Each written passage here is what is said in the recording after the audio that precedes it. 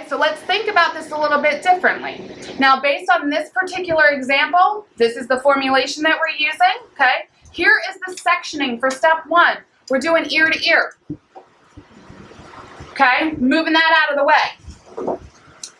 The second step is actually taking 2 triangle sections in the back. Okay, so basically you are going from this section right here, and you're coming down. Does everybody see that? Makes sense. So 2 sections in the back. Why would we do these 2 sections? We want that hair that drops down. If they were a long-haired girl, that they're going to see it from the front, that if they go and curl their hair, they can see all of that contrast in there. Most people place it in the wrong place.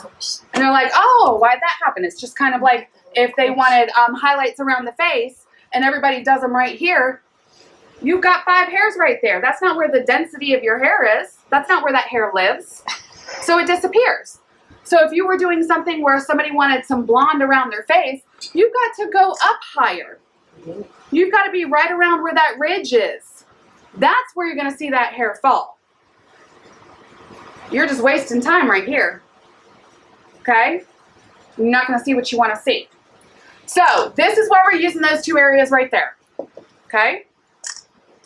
So then we're going to use another color, and this is going to be our hypnotic or our low light color right there. Okay? On step 3, can everybody tell that that's not brick laid? Okay? Brick lay is actually overlapping a little bit, right? These are not overlapped. Okay? So I want you to see that this is actually going to be our 9AB that we're using. That's going to be our illusionist, okay? But this bottom portion, we're not actually doing that on the bottom portion of her. We're going to utilize this in the top area because we're not base breaking her, so we need some blonde up there, okay? So we're actually utilizing, but you could use it all over. You could use it at the bottom. You could use it at the top. Whatever it is you want to do and whatever you want to see. Make it as easy as you want. Wait, can I ask you a question here? I'm sorry, I might have missed something. The little blocks that you have, are you saying that those are different colors in foils? Nope. All I'm saying is that actually we're going to take out a slice right here, and then the next slice we'd actually move over on each side. Then we'd move up a row. And then natural, and then a foil in the next section. I gotcha. Could you do 2 different colors? Sure. Sure. Yeah. Right? So the purple are where the foils would be. The purple is going to be the color that we're actually using. Okay, I'm sorry. Just a very simple way. No, but you have options. That's what I'm telling you. This is just a tool. I'm not telling you step by step that you have to do it this way in order to have this result come out. What I want you to understand is it's just a tool. Right? No different than picking up texturizing shears. You know, everybody has a preference of what texturizing shear they want to use for whatever they're trying to achieve. Same thing. Okay, so this is just giving you an option, giving you an example. Okay, so there are a couple more steps to that. Okay, so your step 4 really is just showing you that this is going to be our hypnotic color right in here. Okay, I've got it lined up with your color choices down here so you can kind of see where that's going.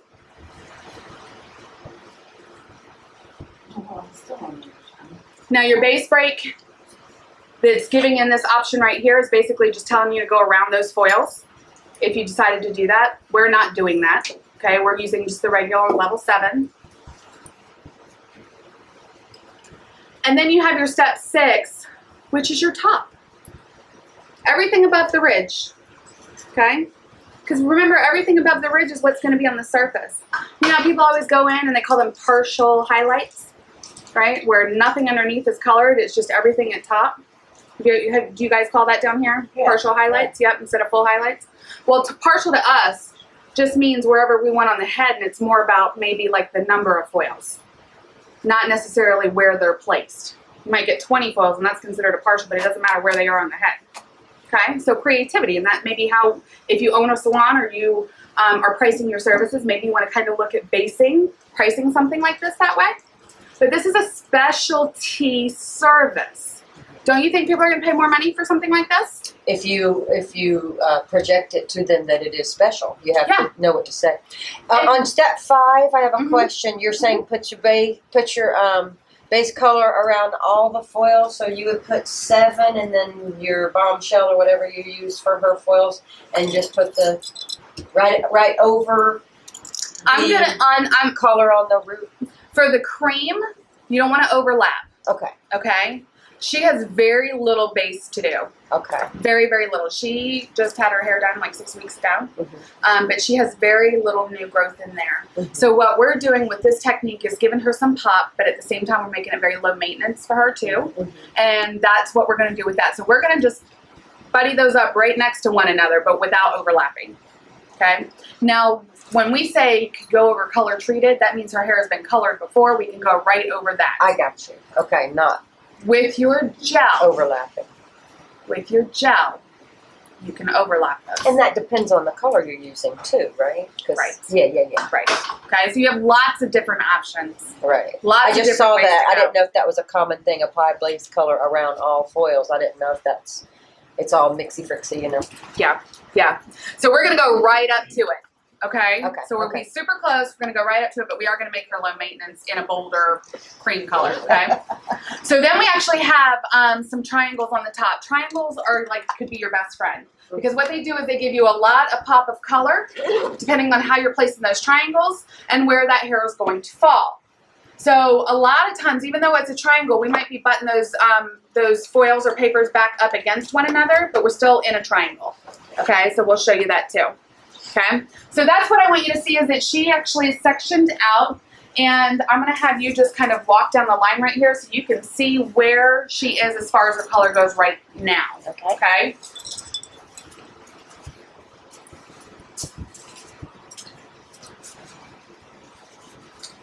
You can go ahead and mix her color up. And once we go through the technique of that. Does anybody have any questions about the technique actually that we're doing?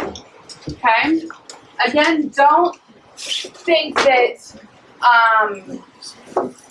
that it's more confusing than it is. What we are doing is saying you have the freedom to do that however you want. That means you can make those big triangles, you can make them small triangles. You can make the levels closer together, you can make the levels further apart. You have the ability, but what you're going to see is how quickly it can happen, right? That's what we want to do. And if anybody wants to come up here and watch or see or get in the middle of this, that is perfectly fine. I'm going to do what I can to make sure you guys can kind of see, and I'll keep trying to change directions so that you can see.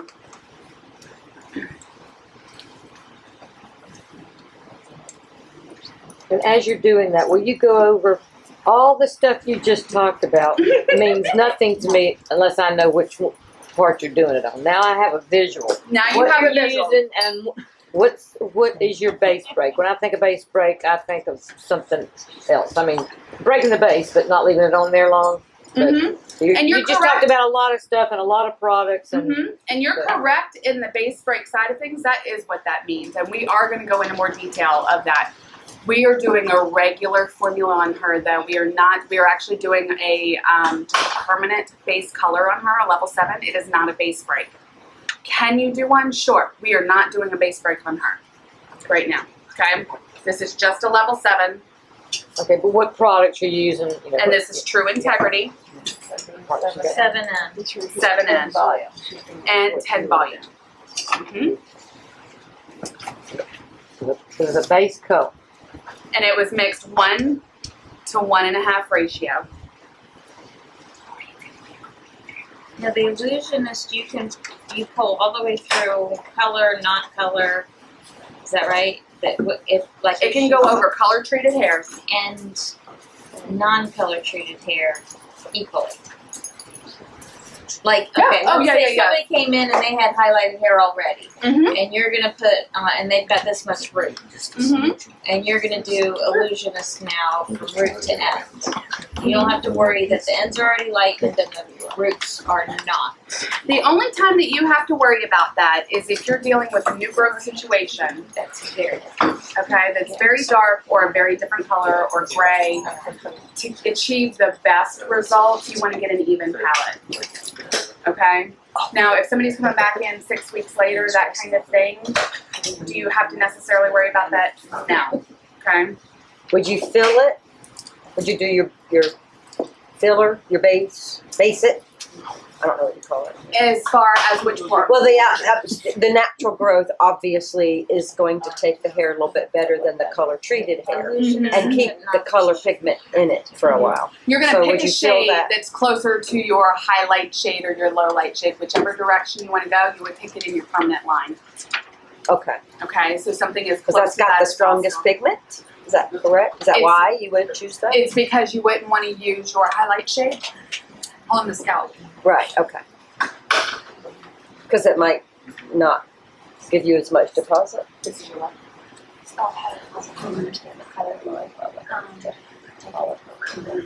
Why she makes the decision with the color choice. The color line. Stupid. She makes it with my head. Yeah. So many left. Okay, she actually asked why you wouldn't do that on the new growth. She's Why you wouldn't do it? your high. You said, oh, you wouldn't use your highlights on the new growth. Is that Mhm. because it's not going to On the match? scalp. On the scalp. No, On the On the scalp. scalp. Okay. Yeah, because it wouldn't be recommended. Okay. Okay, this is a question, if you don't mind. It's a little bit off topic, but you know how they have their the powders that you mix. Mhm.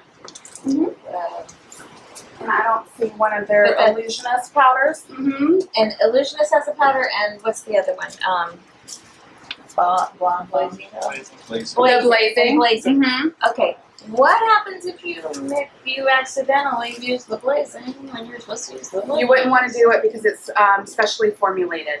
Okay, so when you're talking about your lift and tone, and this is not something that you would want to use in place of like a regular lightener. Right. You wouldn't want to But use this on its own. accidentally. Accidentally. I didn't have time to read the directions. Accidentally, you're not going to get predictable results. That's what they're going to tell you on Debbie that. did it for me. So I'm going through and I'm just basing my triangles in the back section. Okay, You can't throw this. and I'm just basing her new growth.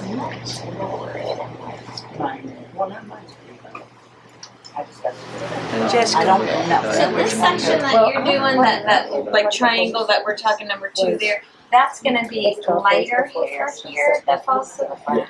We're going to do the same base color, Yeah. right? Because we're just matching up our base, and then we're going to take the illusionist blonde through here. So the bombshell is going through this section, which is all of your. That number 2 section in question. So cute. No. See The the number two section is going to be your hypnotic. Right. That's your 7 and G. oh, so that's darker. Yeah. Okay. I'm just trying to get the overall And that's just to give it some dimension and some depth pop. here. Yep. Yeah. That you can see from the front because she's got long hair, right? I'm cold. Right. Yeah. They do. They keep it cold. I have a sweatshirt in my closet. I got my jacket off. So we're just going through, again, just retouching her because she needs it done. That's the main reason that we're doing that. I'm just working from the bottom up.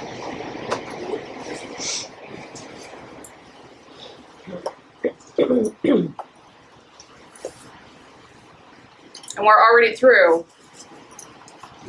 almost half of the head, right? Just with basing and retouching. Right.